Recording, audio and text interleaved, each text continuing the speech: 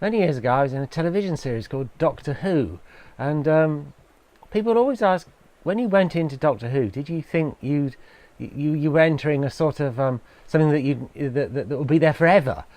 Well, it was about 40 years ago for me, and I'm still doing conventions across the world. I'm doing one in Dunedin this weekend. I tend not to do them at home. I tend to try and keep a low profile in Dunedin. The next question people ask is, how did you get into Doctor Who? Well, I trained at the Royal Academy at RADA in London as an actor. The guy who was the lead in Angels became very ill, and they wrote me in, and I was called into the office saying, oh, congratulations, Mark, we've written you in as the lead on Angels. I actually didn't want to spend the rest of my life playing a Brummie ambulanceman. So I asked my agent, was I up for anything else? And she said, oh, you're up for a part in Doctor Who, but they're not seeing people for a couple of months. So I took it into my own hands. I found out who the producer was. I went and knocked on his door in the BBC, because of course I had a BBC card from being in this soap opera. And I said to him, you don't know me, but I'm up for a part in Doctor Who. Would you mind if I auditioned? So he said, oh, come in, you might as well read for it. I read for it, and as they say, the rest is history. I got the part.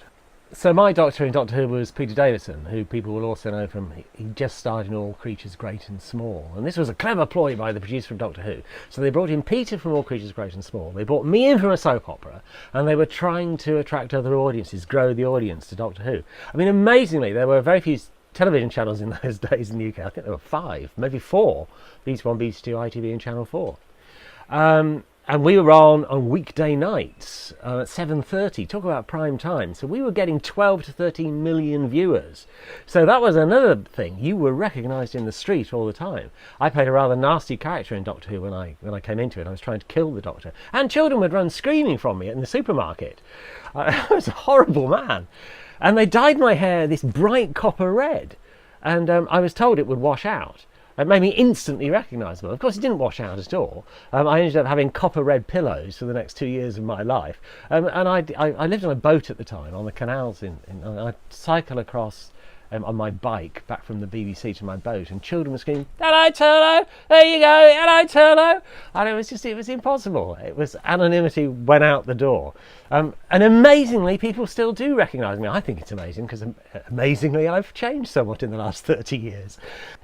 I was an actor in the UK for 10 years, and I did all sorts of things. I went back into the theatre. I did film of A Christmas Carol, starred George C. Scott as Scrooge. I was the young Scrooge. I did lots. I was a sort of part of the BBC repertory company almost. But I just felt that I didn't want to spend the rest of my life working in London for the BBC. My wife at the time, an actress called Julie Brennan, was in Emmerdale Farm, and we both decided we just wanted to do something different, so we decided we'd go to Australia. Having never been to Australia, so we went to Australia. She is now a doctor of anthropology at the University of New England in Australia. I did a zoology degree, and I went on to make natural history films. There hadn't been that many documentaries made about Australia at that time. So I really hit a gold vein of programming. One of the first films that I helped write was called The 10 Deadliest Snakes in the World, and we went to look for a presenter. So I wrote off to zoos, animal parks, universities, saying, have you got somebody who's a good talker and who's a fantastic snake handler? And a lady called Terry Irwin sent a video in of her husband and her going to look for death adders in a gorge called Carnarvon Gorge. She almost got bitten. It was complete mayhem, but it was very entertaining. And there were 4 of us who were making the decisions on this film, and we sat and we watched it, and we thought, this man, Steve Irwin, is either going to be a complete and utter disaster or an absolute star. And he proved to be an absolute star. I directed his first 2 films, went on to produce his first 11 films, then I went on to do other things. Doctor Who has been an amazing part of my life. I never thought it would be. I did my first convention in Chicago when I was actually in the programme, and I think 3,500 people turned up.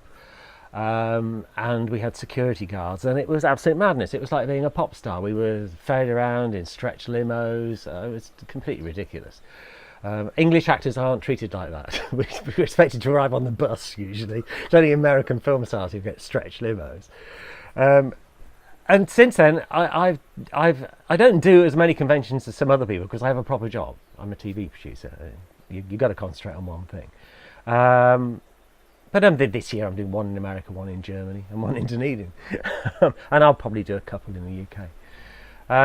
But it is quite extraordinary, and you get to meet the guys from Star Wars, Star Trek, all these sorts of things. And then we do bigger conventions, which are pop culture, which is anime, even things like Only Fools and Horses comedy shows, Dad's Army, and things like that. And it's just a huge business all across the world. So what do? You turn up, you sign autographs, you talk about your work as an actor. I also talk about my work as a TV producer. Because I've almost been killed by animals several times, so it's quite funny. I can teach you what to do if you're being attacked by a crocodile. I'm not going to tell you now, you'll have to come to the convention. You may need it though.